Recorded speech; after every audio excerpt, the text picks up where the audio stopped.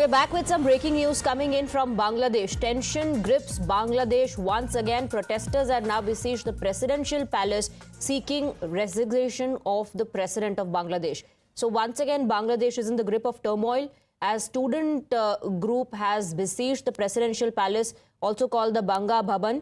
The protesters are seeking resignation of the country's President Mohammed Shahabuddin after his recent remarks on Sheikh Hasina's resignation in a recent interview.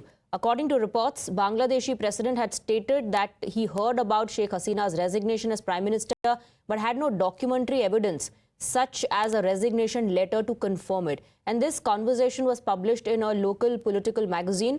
As soon as these remarks went viral, there were fierce protests against the president.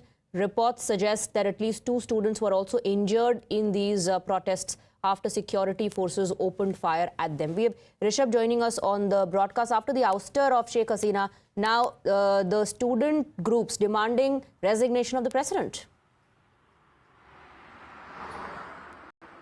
Well, definitely. If we talk about what's happening in Bangladesh, Bangladesh is on boil again. Dhaka saw protests yesterday. The groups, students, activists have now started gherawing the Bango Bhavan and the BMP, the Bangladesh Metropolitan Police, or Dhaka Metropolitan Police for that matter, has started trying to push these protesters back. Reason, they want a resignation from the president for his remarks that you just stated, that he doesn't have a documentary proof to suggest that Sheikh Hasina has resigned. Remember, this very group back in August, July and August, protested against Sheikh Hasina, leading to her ouster and coming to India. Since then, there have been an interim government in place, but the way these groups, the protest groups, have been exerting pressure on the interim government showcases that they are the one who are actually pulling the strings in Bangladesh. But that leads to a major question, that how can, in a country like Bangladesh, which has been a democratic